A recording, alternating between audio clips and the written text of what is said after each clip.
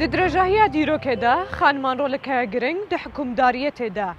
peydakirina û tomarkirina. Hin ji wan împeratoriyetê dibin destêwan debûn. Hin ji wan jî diçûn şer dikirin. Lê roja îro di buwarên cuda cudayên jiyanê de û di nava Kurdistanê de xanim bi rengên xwe yên taybet ev ê cengê dikin. Îro zelderiyê wizaretekê bixim ku xanimek birêve dibe. Xanimek li vê derê wezîr e, ew jî wezareta kar û karûbarên civakî ye. Bi bevdûre rojekê digel Koêstan Xan derbas bikin. Gulistan Mihemed Emînim di xelekeke nû de digel we dibim.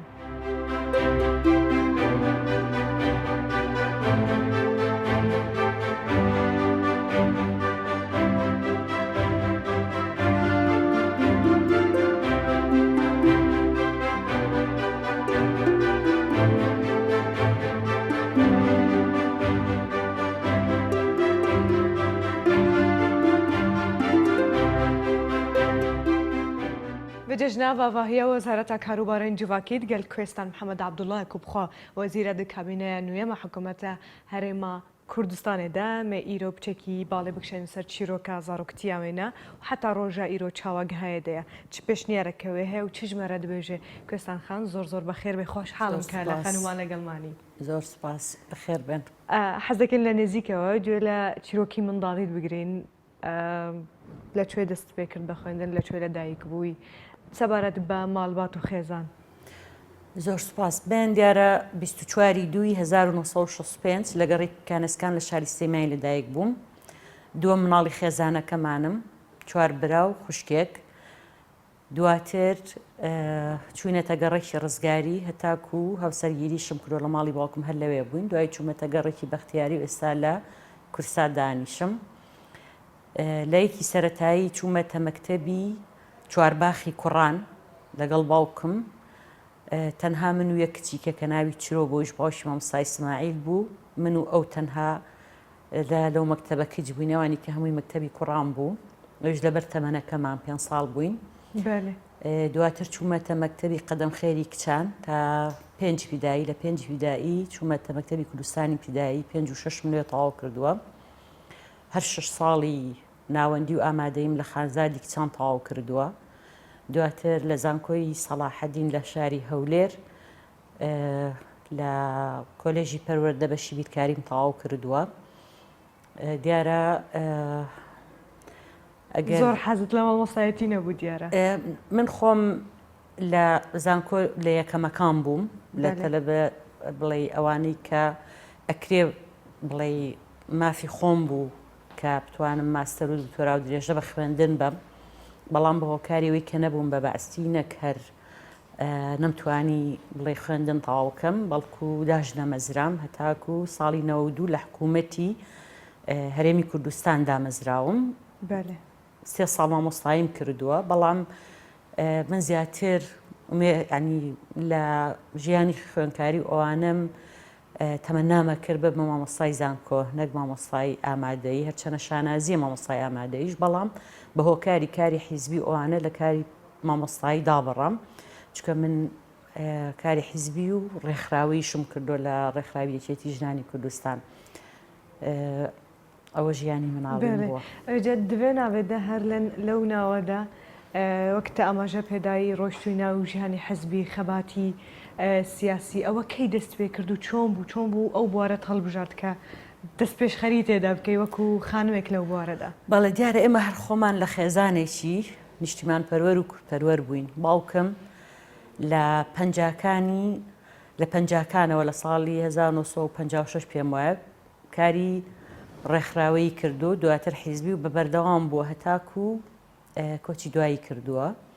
بامان شێوە شەید ڕزگاری برام لە ڕێخستە دێرینەکانی کۆمەڵی ڕزگاری کوردستان بووە. بۆیە هەمومان خێزانەکەمان گۆشکراوی بیری نەتەوایەتی نیشتیمان پەروەری بووین. هەر بۆیە لە هەشتاکانی سەدەی ڕابردوو من لە ڕێگای شەید ڕزگاری برامەوە پەیوەندیم کرد بە کۆمەڵی ڕەنزەرانی کوردستانەوە لە ساڵی 4/2/90 پیاوانی ڕژێم هاتن بۆ گرتنم بەڵام توانیم زۆر بە ئەستەم دەرباز ببم نەیانتوانین دەستگیرم بکەن. بۆیە دوای 2 هەفتە خۆشاردنەوە لە ماڵی مام و خزم و ئەوانە دوجار لە ماڵی خێزانێکی زۆر میهرەبان زۆر نیشتیمان پەروەر گیرسامەوە تا ڕاپەڕین ساڵێکی 2 مانگ لەو ماڵە مامەوە دوای ڕاپەڕ لەو فترێشا کە من بڵێ خۆم شاردبووە و لە ژێر هەڕەشەی ڕژێمی بەعسا بووم کە هەموو ماڵی خزم و مام و پور و هەمووی گەڕابوون بۆم بە شێوەیەکی زۆر خراپ بڵێ گەڕابوون لە هەرچی خزم و ئەوانەمان هەیە بەڵام لەو ساڵ 2 مانگەشا لە ڕێخستنەکاندا نەبڕابووم کاری ڕێخستنم هەر کردووە بەشداری ڕاپەڕینی ساڵی 91م کردووە و لەکوێ بووی لە سلێمانی بووی لە سلێمانی بەڵێ لە ماڵێک لە توی مەلیک ماڵی حاجی ساڵح و لە عەلیخان کە بە ژیانی خۆم قەرزاریانم دواتریش بەشداری ڕاپەڕینم کردووە و بەردەوام بووم هەموو پلەکانی ڕێخستنم لە ناو ڕیزەکانی یەکێتی نیشتیمانی کوردستان بڕیوە تا پلێ ئەندامی مەکتەبی ڕێخستن کە هەمووانم بە هەڵبژاردن و لە هەموو هەڵبژاردنێکیشا بەردەوام لە پلەیەکم یعنی بەدەستێناوە دواتر لە 2009 پەیوەندیم کردووە بە بزوتنەوەی گۆڕانەوە ینی لە باڵی ڕێفۆرمی بزوتنەوەی گۆڕان بووم هەتا ئەندامی جڤاتی گشتی لە هەڵبژاردننی 2005 خۆم کاندید کردووە بۆ پەرلەمانی کوردستان لە 2007 بوومەتە سەرۆکی فراکسیۆنی سەوز لە 2009 جارێکە کاندید کراومەتەوە بۆ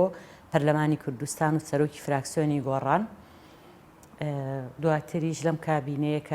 بوومەتە وەزیری کار و کاروباری کۆمەڵایەتی هاوشان لەگەڵ خەباتی سیاسیا من کاری ڕێکخراوەیشم کردووە لە ساڵی 91 پەیوەندیم کردووە بە یەکێتی ژنانی کوردستانەوە بەرپرسی ڕاگەیاندنی لیقی سلەیمانی بووم ئامادەکاری بەرنامەی تەوار و سەرپەرشتی دەرچواندنی گۆڤاری تەوار و خاوەنی ئیمتیازی شارەزاییت هەیە لەو بارەدا بەڵێ بەدڵنیاییەوە بەرنامەیەکە بدەنێ هێنانی بۆی بکەیت تەنانەت من وێنەگیری ڤیدۆیش بووم بۆ بەرنامەکەی خۆمان بەشێکی لەگەڵ پەیمانخانە ئەو بەشێکی بڵێ وێنەی ئەگر بەشێکیشی من وێنەمەگرت لە ساڵی 96 لە مانگی 1996 یەکێک بووم لە دامەزراندنەرانی و یەکەم فەرماندەی هێزی پێشمەرگەی ژنان هەربژی ستا سەرکەفتی بێ و نمونەیەکە بێژ بۆمە تەوان کەچ و ژنێندناوە vê civakê ku roja îrotê koşanê dikin herêkî û dubarekî de dixwaze derkeve û ser bikeve çîroka te jî ji me re gelek balkêş bû zor sirinc rakêş bû colew çîrokê bigirîn ew wêzgekanên jiyanî te ew ha bi ciwanî bi wirdî bas dikird hemû li pêş çawa belam giringtirîniyan lay to kameyan bû heta êsta bo nimûne eger بڵێن بیرەوەرێکی خۆش یادگاریەکی خۆش هەر ئەوەت بەبیر دێ بەڵێ ئەنی هەموو ئینسانێک لە ژیانیا کۆمەڵێک بیرەوەری خۆش و ناخۆشی هەیە من بیرەوەری زۆر خۆش و ئەوانم هەیە یەکێک لە بیرەوەریە هەری خۆشەکانم ئەو ڕۆژە بوو کە پەیوەندیم کرد بە کۆمەڵی ڕەنزرانی کوردستانەوە و داواکاریەکەم ڕەزامەندی لەسەر درا من بۆ خۆم پێم وە بوو کارێکی زۆر گەورە ئەەکەم زۆر شانازیم بە خۆمەوە کرد لە ناخی خۆما لە نێوان هاوڕێکان و ئەوانەیە ئەمود من کارێکەکەم کە زۆر نهێنیە کارێکەکەم کە بە خەڵکی کە ناکرێت بە خەڵکی ئاسایی ناکرێت بۆیە یەکێک لە بیرەوەری خۆشەکانم ئەوەیە کە وەکو یەکێک لە ئەندامانی ڕێکخراوی کۆمەڵی ڕەنزران قبوڵ کراوم جگە لەوەی کە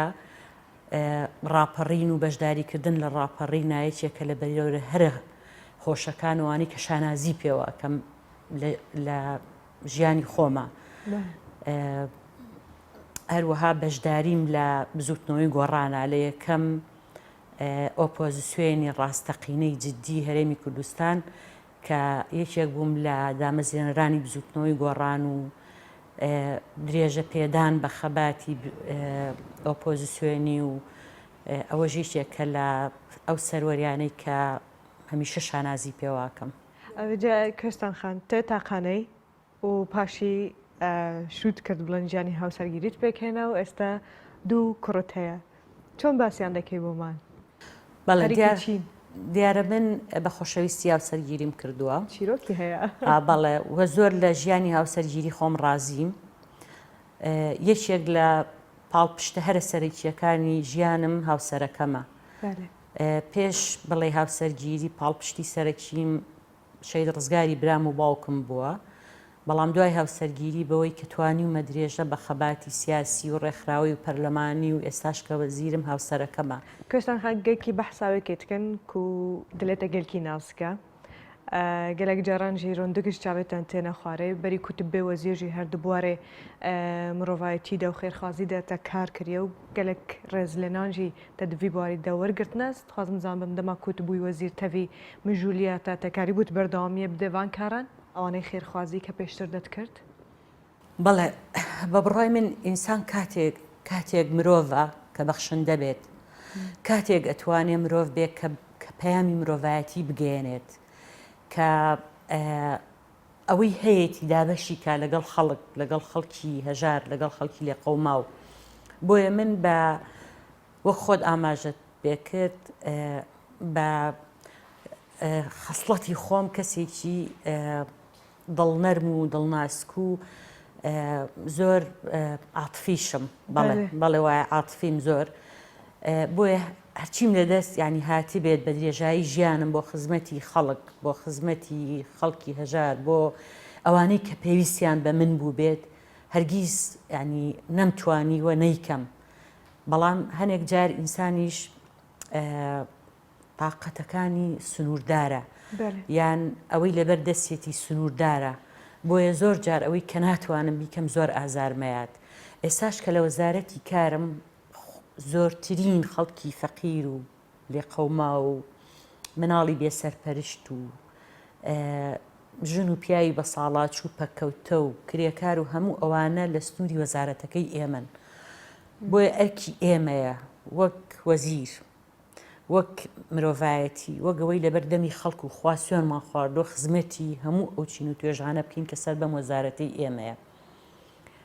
و بە بڕوای خۆشم خۆم و ستافەکەم خۆم و دیوانی وەزارەت بەڕێوەبەرە گشتیەکان چیمان پێ کرابێت چی لە سنووری دەسەڵاتی ئێمەیە هەبوو بێت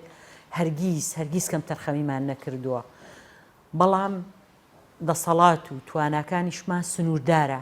بۆیە ئەمە زۆر ماندوومانەکە زۆر ناخمان ئازارەیە ینی زۆر جار کارێک هاتوۆتە بەردەستمان نەمانتوانیوە بیکەین ناخمان ئازاری پێگەیشتووە بەڵام وەکو باسم کرد دەسەڵات و تواناکانی ئێمەش بە تایبەتی بەوەی قەیرانی دارایەوە سنووردارە vêcejbelî balkişandinê li ser wezgehên jiyana Koêstanxanê me balê bikişanê li ser barê praktîkî û roja îro dema ku wezîr û desthilatê deste heye karê çi bike ji bo van zarokên bêserpereşt ji bilî wan xaneyên din yên ku serpereştî dike her wek ku wê behs kirî zarok pêk hateyeke herî giring in di nava civakê de eger wê başînê ne perwerdekirin û xwedî kirin wê gavê me civatekene tundrûst jî dibe ka kerem kirin bi hev dûr herin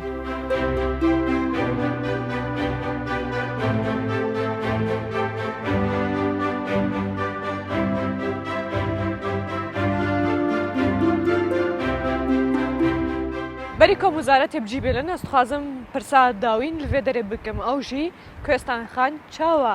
ڕۆلا خانمان دناوا دەستهەڵات و حکوومەتێدا ڕۆژە ئیرۆ دنرخینێ خۆی هیچ کۆمەلگایەک بەبێ بەشداری کارای ژن و پیا و پێکەوە پێش ناکەوێت ئەگەر هەموو کۆمەلگا هەموو جونگەکانی دەسەڵات بەدەست پیاوە بێ لاسەنگی هەیە نە ئەو کۆمەلگایانە ئەو دەسەڵاتە پێش ناکە و سەرکەوتوو نابێ بۆیە ئەبێ هەروەکو چۆن پیاوان بەشدارن لە بەڕێوەبردن و ئاوەدانکردنەوە پێشخستنی دەسەڵات و هەر کۆمەلگایە گەبێژنیش بۆ شێوەیە بەشداری بکات ڕاستە کابینەی نۆ لە کابینەکانی پێشتر ژمارەی ژن چ لە ئەنجومەنی وەزیران چ لە ناو دیوانی وەزارەتەکان بە بەراورد بە کابینەکانی پێشوو ڕێژەکە زۆر زیایی کردووە بەڵام لە ئاستی داخوازی و تموحی ئێمە ژنانە نییە تموحی ئێمە ئەوەیە کە لە ئەنجومەنی وەزیران لە دیوانی وەزارەتەکان لە هەموو بەڕێوەبەرایەتیەکان لە ناوی کایی سیاسی لە ناو هەموو کۆمەلگا بەشی شایستەی خۆمان کەنیوەیە بەدەستی بێنین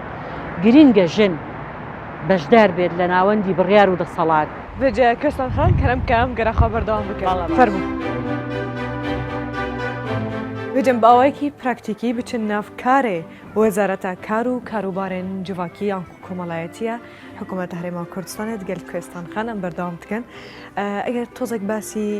بەشەکانی وەزارەتمان بۆ بکەی کارەکانتان چۆن بەڕێوە دەبن ڕۆژانە ئێمە بەڕێوەبەرایەتی گشتی کار و دەستەبەری کۆمەڵایەتیمان هەیە کە ئەم بەڕێوەبەرایەتیە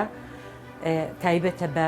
خاوەنکار بەکرێکار بە بێکار بەدابینکردنی ماف و هەموو ئەوە بابەتانەی کە پەیوەندیدارە بە کرێکار و بە کاری کۆمپانیاکانەوە کاروباری کۆمەڵایەتی تایبەتە بە کەمەندامان بە خێزانە هەژارەکان بە مناڵانی بێسەرپەرشت بە ساڵاچوان و پەکەوتە هەروەها بە ژنانی هەڕەشە لێکراو چاکسازیەکانمان هەیە ئەوانن کە دادگایی کراون ئێمە شش چاکسازیمان هەیە چاکسازی گەورانی هەولێر چاکسازی ژنان و مناڵانی هەولێر چاکسازی گەورانی سەیمانی چاکسازی ژنان و مناڵانی سەیمانی چاکسازی گەورانی دهۆک چاکسازی ژنان و مناڵانی دهۆک ئێمە ئیشەکانمان بۆ هەموو ئەم چین توێژانەی کە لە سنووری وەزارەتی ئێمەیان دابش کردووە بەڕێوەبەرایەتی گشتی خۆیانیان هەیە لە خوارەوە بەڕێوەبەرایەتی هەیە بەش و هۆبەمان هەیە کە هەرکەس تایبەتە بە بوارێک تایبەتە بە چینێک تایبەتە بە توێژێک و ئەوەنەی ئێمە ئەم ساڵ و نیوە ئیشمان کردووە چی لە توانا و لە دەسەڵاتی ئێمە هەبێت هەوڵمان ناوە کاری ئەو خەڵکە بەرینە پێشەوە وێجە کوێستان خەنازانم بارەوە گەرانە بە تایبەتیژی هون سەرەدەری ڕفتارێت گەل دوو چینێن جڤاکێتکن و ئەوانیش منداڵن و بە تەمەنەکانن ینی دەستپێکی ژیان و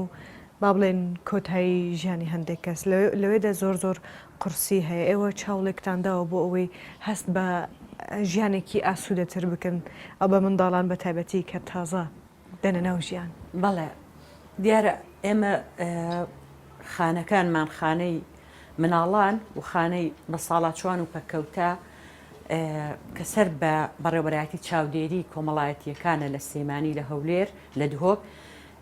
کۆمەڵێک فەرمانبەر و کۆمەڵێک توێژەر و کۆمەڵێک توێژەری کۆمەڵایەتی و دەرونیمان هەیە کە بەڕاستی ماندوون کە بەڕاستی ئەرکی قورسیان لەسەرا لە کاتی کەرەنتینەیە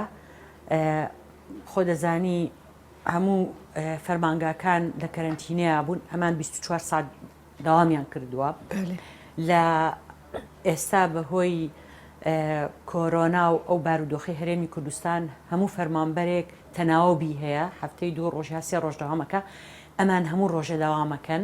و من سوپاسی یەکە بەکە یەکەیانەکەم کە بوونەتە دایک خەڵکی میهرەبانن کە توانیویانە کار بکەن لە خانەکان چی لە مناڵان چی لە بەساڵاچوان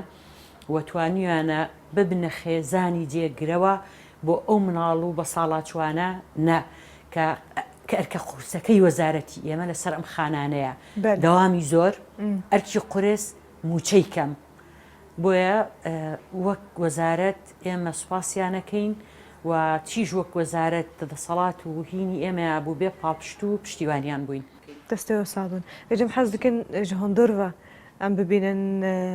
ئەفجێ چاوانە چاوە گۆدام زارۆکان تێداین ئەم سەردانە ناو ئۆ دێوا بکەن ژوورەوە کەرەمکە.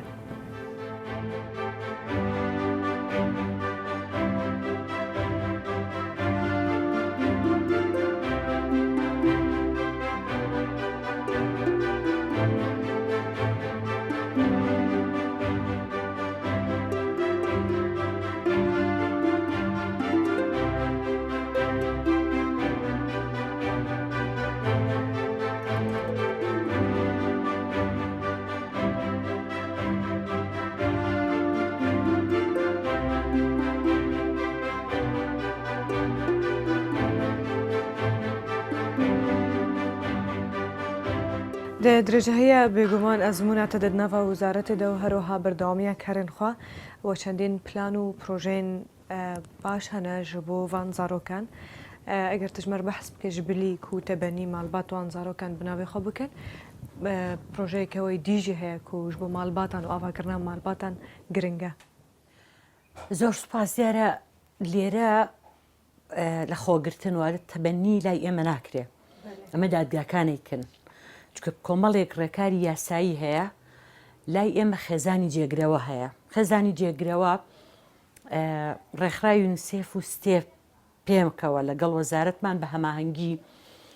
و لە ئەنجومەنی وەزیران سیستمێکمان پەسەند کردووە بە پێی ئەم سیستمە مناڵ ئەدرێ بە خێزان ئەبێتە خێزانی جێگرەوە بۆ مناڵەکە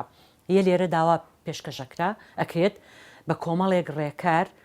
توێژەرەکانی مەسەردانی خێزانەکانەکەن بزان ئەم خێزانە شیاوە گونجاوە ئەتوانێت ئەم مناڵە لە خۆ بگرێت و ئەم مناڵە دواتر بە کۆمەڵێک ئێمە ڕێنماییمان هەیە و سیستممان هەیە ئەبێ کۆمەڵێک مەرجی تیابێ ئەو خێزانە مناڵەکە گوێزرێتەوە بۆ ئەو خێزانە و مانگانە توێژەرەکانی خۆمان سەردانی ئەو خێزانانەکەن بزان مناڵە لەوێ بڵێ ژیانێکی باش ئەگوزارێنێت و مامەڵەی خێزانەکە لەگەڵ مناڵەکە چۆنە هەڵسەنگاندنی بۆکەن ئەگەر بزانین مناڵەکە بچووکترین پێشێلی بەرامبەرەکرێ مناڵەکەیان لێ وەرەگرینەوە خۆمان لێرە چاودێریەکەین ئەم سیستمی خێزانی جێگرەوە لە زۆر وڵاتی پێشکەوتوو بۆ نمونە لە بەریتانیا لە کۆمەڵێتری وڵاتی ئەوروپا پەیڕەوە کرێت مناڵەکان لە باتی لە خانەیە بن ئەبرێنە خێزانی جێگرەوە بۆ مناڵ لێرە چەند خزمەت بکرێت چەند مراعات بکرێت وەگەوە نییە چێتە خێزانێکەوە لەناو خێزانە دایک و باوک ئەبنە بەدیلی دایک و باوکە بایۆلۆجیەکەیان سوودمەند دەبن لە سۆزی دایک و باوک و مناڵ کە چووە ناو خێزانەوە بڵێ ئەتوانێت لە یادەکانی جەژن لە گەشت لە بۆنەکان وەک هەر خێزانێکی ئەتیادی بەشداری بکات کە ئەم مناڵانە زۆریان لەو بۆنانە یا بێبەشن یا وەک پێویست ئەو بۆنانە یاد ناکرێنەوە بۆیە باشترین شوێن بۆ مناڵ خێزانە و ئێمە ئەو سیستمەمان پەیڕەو کردو ئێستا لە سەیمانی 18 مناڵمان لە خێزانی جێگرەوەیە و لە هەولێر و لە دهۆک لەم ساڵە ئەزمونونەکە لە سەیمانی و ئەگوێزینەوە بۆ هەولێر و دهۆکیش بە هاوکاری و پاڵپشتی هەردوو ڕێکخراوی یونیسێف و ستێپ وێجا کوێستان خەم ئەگەر وەزارەت خلاص وەگەر وەزارەت ژی نەبایە تەنها دەتخواست خەریکی چ بای من بە دڵنیاییەوە درێژە بەکاری سیاسی ئێم لە ناوبزوتنەوەی گۆڕانە و دوای ئەوەی کە ئەم کابینەیە تەواو بوو وەزارە تەواو بوو من چاوم لۆنی هیچ پۆستێکی کە وەرگرم لە حکوومەت کاری حیزبی یەکەم شەر نییە پۆستم هەبێ بەڵام بە دڵنیاییەوە لە ناو ڕیزەکانی بزوتنەوەی گۆڕان درێژە بە خەباتی سیاسی خۆمەیەم بەشێکی ژیانیشم تەرخانەکەم بۆ نووسینەوەی یادەوەریەکانم هەر بژێ بهێویە تەمەند درێژیە بۆتە ئەو بێ گومان ئەس باوەڕ دکەم دلکو دەرەبێت هێ پەنجایەتە دیار بێژ بەکو ئەف خزمەتات تکێ دەبێ وەزارەتێ دەبڕاستی بهێنەکە فەڕە ژێر دەبێ نەفەسی دەوێ چونکو وا تێبینیم کرد ئەگەر ئەم وەزارەتە بەدەست جن نەبێ لەوانەیە ئۆسعی زۆر باش نەبێ ئەتو دەڵێ چی من پێم وایە بەدەست هەر کەسێکەوە بێژن بێ پیا و ئەبێ زۆر میهرەبان بێت زۆر مەیدانی بێت مەیدانی بێت بچێتە خانەکان بچێتە چاکسازی بچێتە سەیمانی بچێتە هەولێر بچێتە دهۆ بچێتە گەرمیان بە چاوی خۆی کێشەکان ببینێت بە چاوی خۆی ڕوبەڕووی ئاستەنگەکان ببێتەوە ئەگەرنا ناتوانانی سەرکەوتوو بیت هێویە سەرکەفتنە بۆ دەتخوازم هەروەکووە دیتی درێژە یاێ ڕۆژەدەمە ڕۆژەکە دیگەل کوێستان خان و وەزیرە کار و کاروبارێن جیواکێن حکوومەتە هەرێما کوردستانی کابینەیان وێم دەرباس کرد و ڕۆژە ئیرۆ چاوە مژولی کاروبارن خۆیە هەروەها مەبچێکی دەربارەی ژیانەوەش زارۆکتیاوێ و حتا ڕۆژە ئیرۆ بە هەفتوورە شۆپاندنەوەوان زارۆکان دەژی ئەم داویە بە پرۆگرامە خۆتینن هێویە مەژی ئەوە کۆ ئەو زارۆک ژیوەکو هەموو زارۆکێن دنێن کوردستانی دشەرت و مەرجێن خۆشێن ژیانە دەبژین و ژوارە باشتر بێ پێشکەشکردن ئەف خزمەت گوزاریان کۆهانە بەجا حتا خەلەکەکەدن و پرۆگرامەکەدن دگەل خانمەکەدن ئەمێ مژارەکەدن بدنە ڤەکردن حتا وێگاوێ بمنن دناوان خێر خۆشێدە و خاترەوە.